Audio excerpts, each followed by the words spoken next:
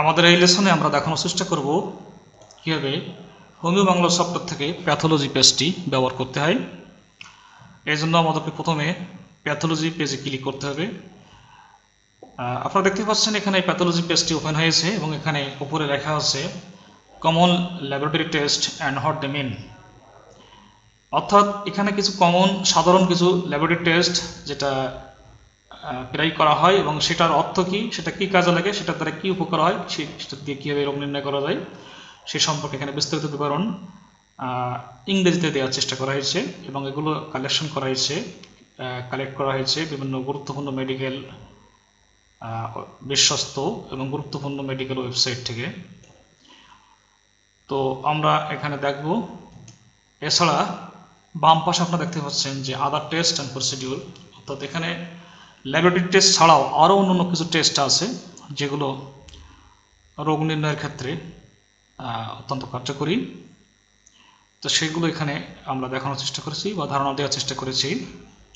আমরা প্রথম থেকে দেখব যে এখানে এই বক্স থেকে কীভাবে বিভিন্ন টেস্ট সম্পর্কে ধারণা নেওয়া যায়।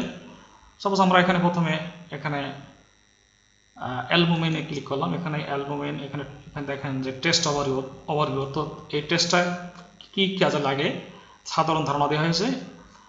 হোয়াই ইট ইজ ডান, এটা কেন করতে হবে, হাউ টু প্রিপেয়ার, অর্থাৎ এই টেস্ট করতে গেলে যে উপাদানগুলো লাগে সেগুলো কীভাবে প্রিপেয়ার করতে হবে, কীভাবে এই টেস্টটা সম্পন্ন করতে হবে, হাউ ইট ইজ ডান। আচ্ছা, এরপরে এখানে দেখেন রেজাল্ট, টেস্টের যে রেজাল্ট, সেই রেজাল্ট কী বোঝায়।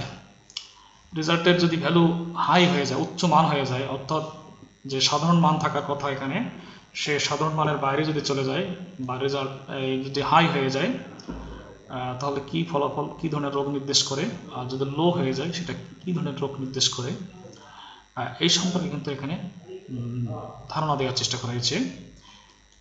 আরও অনেক টেস্ট আছে এখানে, আপনি ক্লিক করলে প্রত্যেকটা টেস্ট এখানে আছে। এই বক্সে যেটা দেখছেন প্রত্যেকটা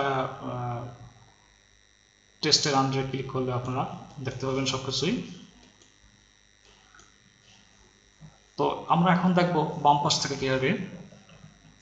সাপোজ ব্রেস্ট বায়োপসি কী জিনিস, এখানে কিন্তু ক্লিক করলে জানতে পারছেন কেমোথেরাপি কী, স্ট্রেস টেক্সরি কী, কলোনোস্কোপি কী, কসমেটিক সার্জারি কী, সিবিএস কমপ্লিট ব্লাড কাউন্ট কী, সিটি স্ক্যান কী, ডায়ালিসিস কী, ইলেকট্রোকার্ডিওগ্রাম কী, এন্ডোস্কোপি কী, ল্যাপারোস্কোপি কী, লিভার বায়োপসি কী জিনিস, এমআরআই কী জিনিস, নেবুলাইজার কী জিনিস, ডায়াবেটিস টেস্ট কীভাবে করতে হয়, আলট্রাসোনোগ্রাফি কী, ইউটেরাস বায়োপসি কী জিনিস, এই সম্পর্কে এখানে মোটামুটি বিস্তৃত ধারণা দেওয়ার চেষ্টা করা হয়েছে। তো আশা করি এই পেজটি ব্যবহার করে হোমিও চিকিৎসকগণ আরও উন্নত জ্ঞান বা আধুনিক জ্ঞান লাভ করতে পারবেন এবং রোগীদের ক্ষেত্রে প্রয়োজনে সেটা অ্যাপ্লাই করতে পারবেন। ধন্যবাদ।